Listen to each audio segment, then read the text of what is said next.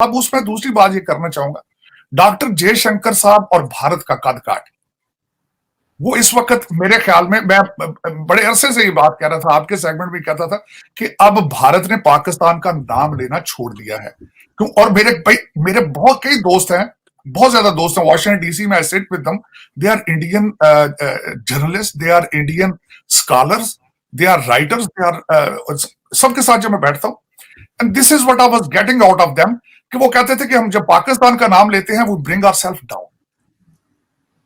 और मैं उससे एग्री करता था। कहां पे G20 की प्रेसिडेंटशिप है, कहां डॉक्टर जयशंकर जिनकी सारी जिंदगी फॉरेन ऑफिस में गुजरी, यहां पे वो डीसीएम एम्बेसी में रह के गए, यहां पे वो वॉशिंगटन डीसी के अंदर एम्बेसडर रह के गए, जिस तरीके से पूरी दुनिया में उन्होंने डिप्लोमेसी के साथ सारा कुछ चलाया है, मैं उनसे ये एक्सपेक्ट नहीं कर रहा था। मेरा गिला उनसे क्या है, एक तो वो जब आए यूनाइटेड नेशन की असेंबली में, तो वो सिर्फ एजेंडा एक लेकर आए कि how to put Pakistan down.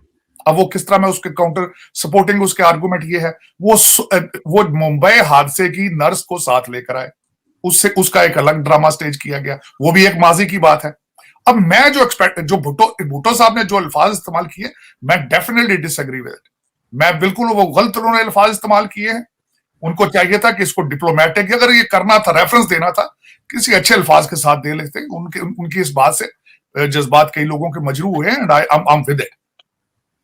अब दूसरा जो मैं एक्सपेक्ट कर रहा था, मेरी जो पर्सनल ओपिनियन है आरजू, जो इसके बाद मैं ये कहना चाहूंगा, मैं ये हमेशा ये कहता हूं कि गाड़ी चलती है फ्रंट शील्ड को देख के, विंड स्क्रीन को देखकर गाड़ी चलाई जाती है। आप बैक मिरर से देखकर गाड़ी नहीं चला सकते। अब मैं जो डॉक्टर जयशंकर साहब से इस वक्त एक्सपेक्ट कर रहा था, वो मैं पाकिस्तानी बिलावल भुट्टो साहब से एक्सपेक्ट नहीं कर सकता।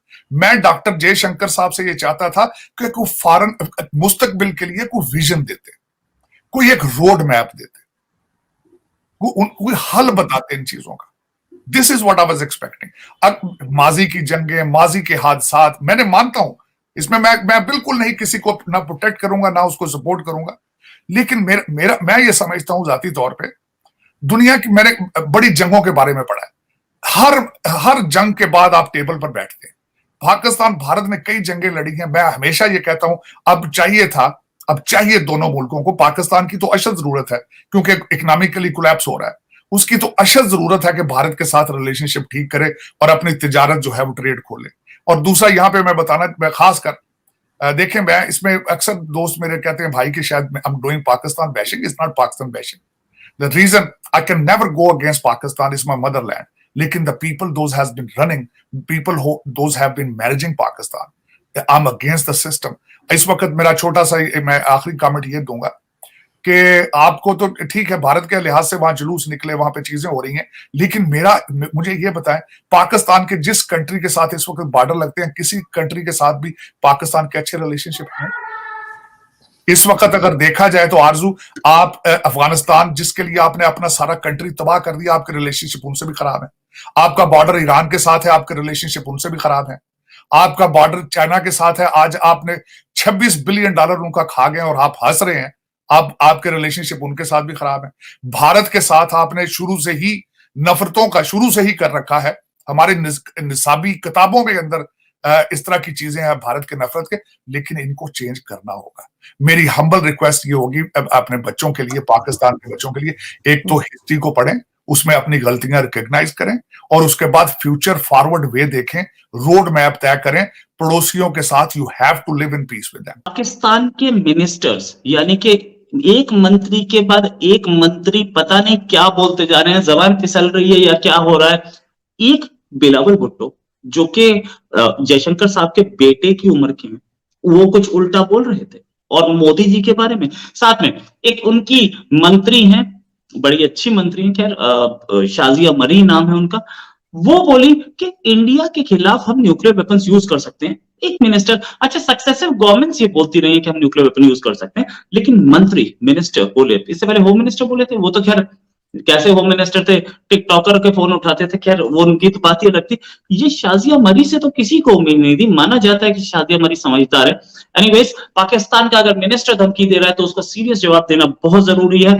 और कल, मतलब इन द सेंस आज, ये कल स्टेटमेंट आया था, आज आ जाना चाहिए एक जवाब इंडिया की तरफ से, और हो सकता है ना भी आए कि ये तो बोलते ही रहते हैं हम क्या करें, लेकिन मैटर बहुत सीरियस है। और इस पर बात करने के लिए हमारे साथ सुमित पीर साहब। सुमित सर, बहुत बहुत स्वागत आपका हमारे शो में।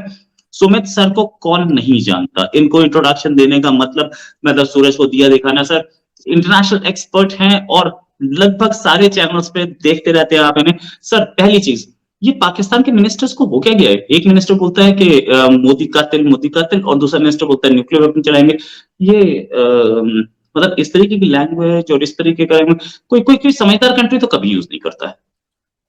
देखिए रोहित भाई, सबसे पहले प्रणाम, साधुवाद आपको, सभी दर्शकों को सादर प्रणाम और साधुवाद।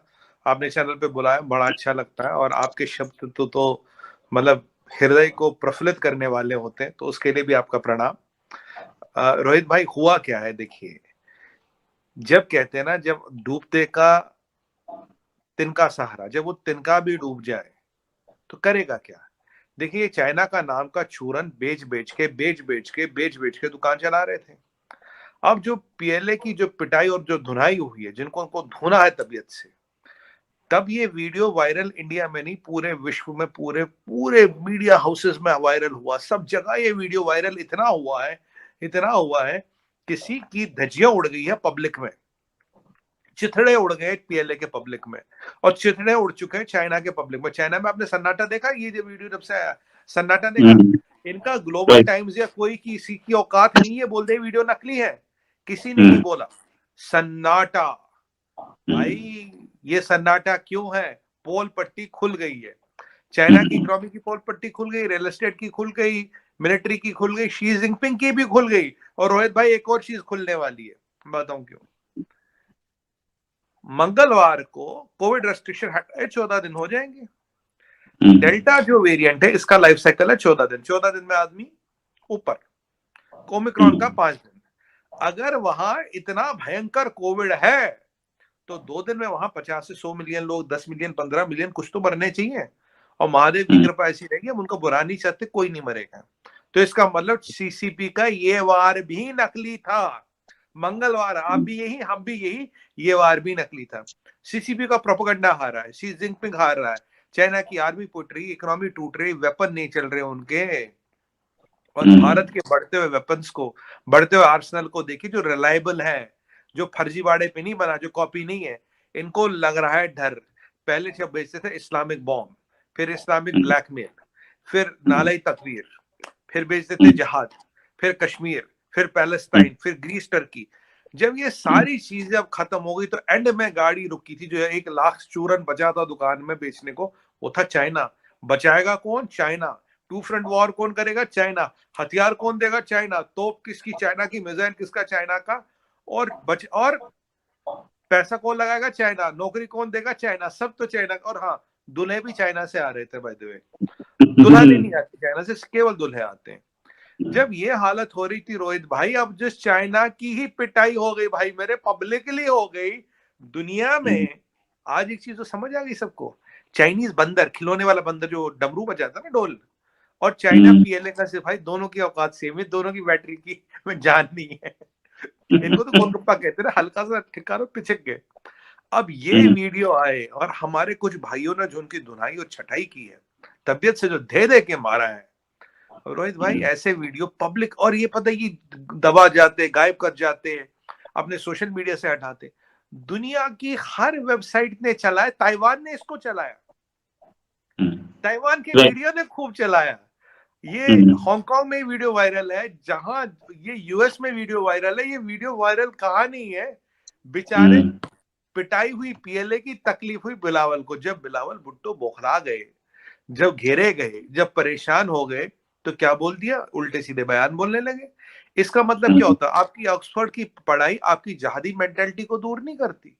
ऑक्सफोर्ड से पढ़े ना, बड़े अमीर खानदान में पैदा हुए, दुनिया भर घूमे, इन्हें तो उर्दू भी लटक पटक के आती है। मतलब इनका उर्दू तो जैसे, मतलब मानो लंगड़े आम हो, तो वही चापे टांग रही है। हाँ, उर्दू इन्होंने बोला था। हाँ, और इनको एक बात बताओ, ये दुनिया भर में पढ़ गए, बड़े रईस, इनके नाना बड़े ओहदेदार, इनकी माँ बड़ी ओहदेदार, पिता बड़े ओहदेदार, खानदानी प्रॉपर्टी, देखिए पप्पू पप्पू ही होता, इधर हो, पप्पू पप्पू ही रहता है, इधर ज्यादा फर्क नहीं पड़ती। और ये ऐसा कॉम्बिनेशन है, दुनिया देख रही है। देखिए पॉलिटिक्स में एंटरटेनमेंट भी होना चाहिए रोहित भाई, आप ये संग दिल ना हो कि एंटरटेनमेंट हो, ये पॉलिटिकल एंटरटेनमेंट। हिंद दोस्तों, इस वीडियो में आप देख सकते हैं कि पाकिस्तान ने तो हद पार कर दी इस बार। पाक के फॉरेन मिनिस्टर ने भारत को परमाणु बम की धमकी देते हुए कहा कि भारत को ये नहीं भूलना चाहिए कि पाकिस्तान के पास परमाणु बम है। हमारी परमाणु ताकत चुप रहने के लिए नहीं बनी है। ज़रूरत पड़ने पर हम इस्तेमाल से पीछे नहीं हटेंगे। बिलावल भुट्टो ने मोदी जी को भी अपमान किया। उन्होंने कहा कि उसामा बिन लादेन मर गया लेकिन गुजरात का कसाई ज़िंदा है। ये दोनों स्टेटमेंट को लेकर बहुत हंगामा मचा हुआ है दोनों ही देश में, पाकिस्तान और भारत में। पाक के हालात तो बहुत ख़राब हैं। ऐसे में उसकी औकात नहीं है कि वो भारत पर परमाणु बम गिराए। ऐसे ही न्यूज़ हम आपके पास लाते रहेंगे। बने रहिए हमारे साथ। चैनल को लाइक और सब्सक्राइब कीजिए। धन्यवाद।